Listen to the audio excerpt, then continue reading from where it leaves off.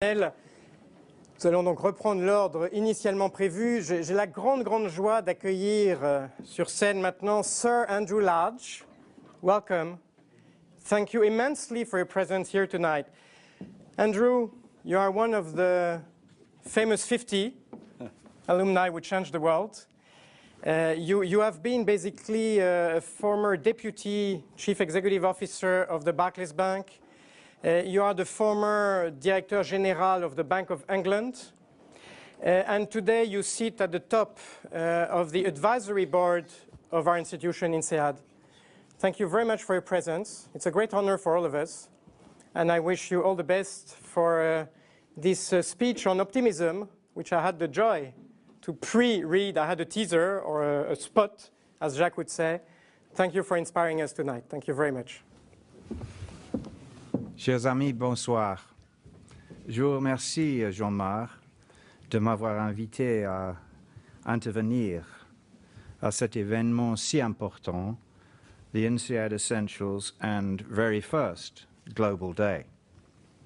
C'est bien clair que les défis du moment nous obligent tous à essayer de trouver un vrai sens d'optimisme. Et Olivier, merci de nous inspirer et de rester si disponible pour tous les amis d'INSEAD depuis le début, plus de 50 années. On vous remercie infiniment. So what about optimism? I'd like to come at it a little bit differently. Optimism comes in many shades. There's blind optimism. This is where there's no heed for tomorrow and people just carry on with the party. There's sober optimism. This is calmer, where you do the right thing and let animal spirits win through.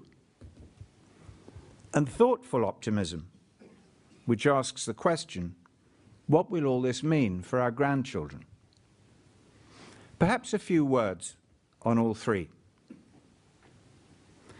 Blind optimism led to the hubris and disaster of the 2007 crash.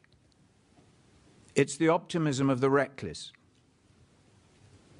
The party was based on spending more than we had and clocking up the credit. This went for governments, for banks, and for you and me, the public. Everyone enjoyed the party while it lasted, and no one could stop it. No one had authority to intervene. Indeed, all too few wanted to stop it, and no one wanted to hear the warnings. Besides, it was argued, the efficient markets hypothesis justified this growth based on credit. Since there was no inflation, it was felt that risks were so well spread that disaster could never strike. And anyway, the refrain was, this time it's different. This was the optimism that led to calamity. This is the sort of optimism we must surely strive never to repeat. Sober optimism. This is the mindset we need to dig us all out of the mess. This is the mindset and the optimism that if we keep our prudence and our heads, those animal spirits will win through. Hopefully, the first green shoots show that this is where we are heading. As someone once said, after the forest fire, these shoots display an arrogance in their denial of the extinguishing forces of nature. I liked that. So we need a mixture of common sense and persistence, and some faith beyond confidence that things will be okay in the end. It's painful. Austerity is necessary in the sense of reducing what we spend to bring debt levels down, and based on a realization that what we spend, that we simply cannot go on partying. Unless, of course, we went for inflating all the debt away. Tempting, perhaps, but therein also can lie disaster. Just ask the Bundesbank. So austerity with fiscal retrenchment is the only way. Debt to GDP just has to come down. But to where? No one has the answer. What we do know, that the more determined we are, and the lower the starting point, the less it will have to fall before confidence reasserts itself, and the so-called debt vigilantes are forced back into their boxes. But of course, just what can be done to help this reassertion of animal spirits? Here's the catch. Because Keynes just doesn't work in the sense of spending one's way out of the mess. Not in a blanket sense. What you can do is for governments to spend on productive investments, not on welfare or attempts to satisfy spurious entitlements or political stunts, but on infrastructure, for example. Of course, it's not so simple. There are time lags and there are planning restrictions. But the bond vigilantes will accept the debt where they can see a return, and the public will become a bit more confident even before the roads themselves or the high-speed trains, the IT bandwidth or the airports are actually built, just as they will respond to seeing genuine supply-side reforms.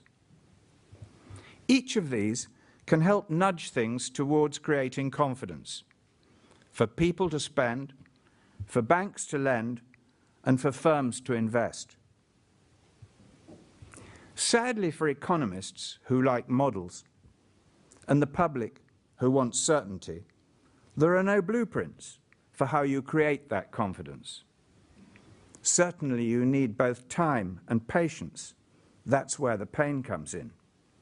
But sober optimism must prevail, and hopefully that is the territory we're entering at the moment after the 6-year hangover.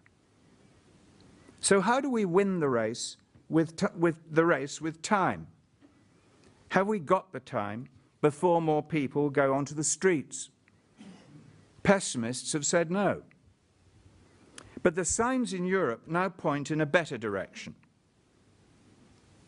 People have been hugely resilient, and the longer we stick to a balanced path, the closer to escape velocity we will be.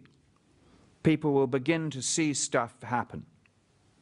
And certainly the vitriol and retribution dished out for the bankers, and I was one once myself, is better than going onto the streets. But above all, our politicians of all colours need to buy into this as well. They need to develop the will to act. It needs real strength of purpose. Otherwise, they contribute to the likelihood of the very breakdown which most of them want to avoid. INSEAD too has a role to play here. We can build by celebrating that diversity which can tackle so many obstacles.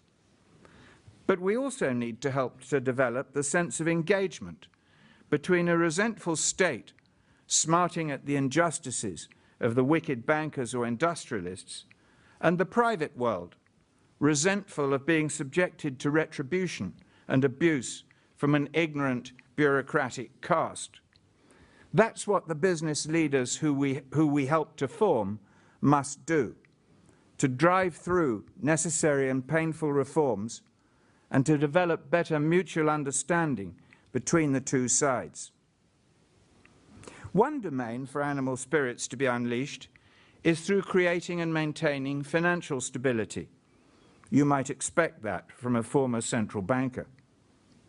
Those of you who are not close to it may be unaware of the revolution that's taking place to hardwire the processes.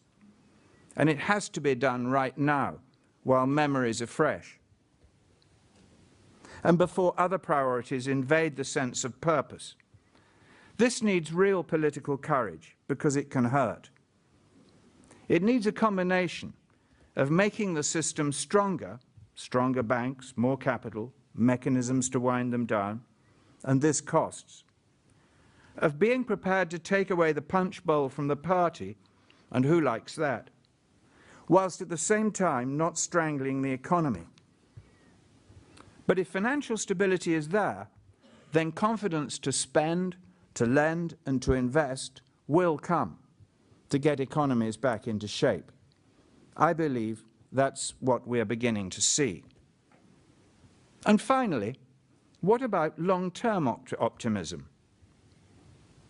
The silver lining in the mess of the last few years is that it will alter expectations. Hopefully, I think that this has now begun. We need that. We have to understand that the planet just cannot cope with us all aspiring to grow sustainably at 3 to 5% each year.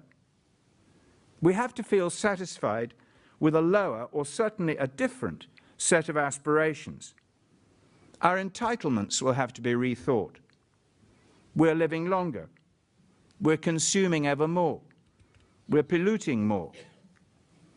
We all need to adapt to this in our daily lives. INSEAD too needs to adapt its approach, to insist on the long-term sustainability dimension in all that we espouse.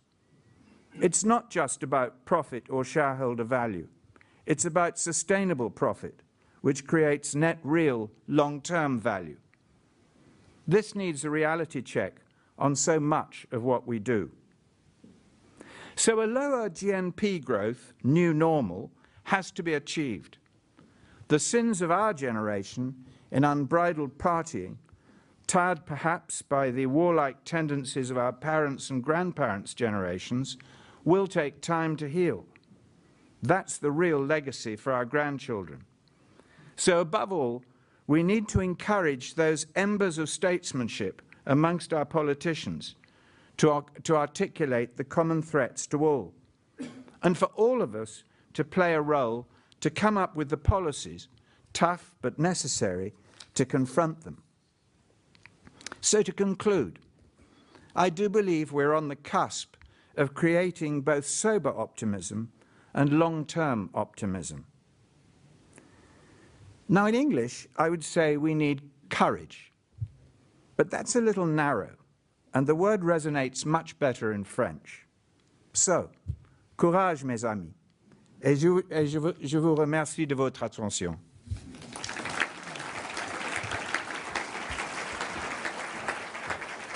Sir Andrew, thank you very much. Thank you very much for this. I love the way you integrated all the topics. And on top of it, on top of optimism, on top of making the world a better place, you even introduced the total reform of the banking system, the financial industry, and all the rest. That is just amazing in an English which is, of course, the English of Sir Andrew Large. So thank you very much for this. Thank you.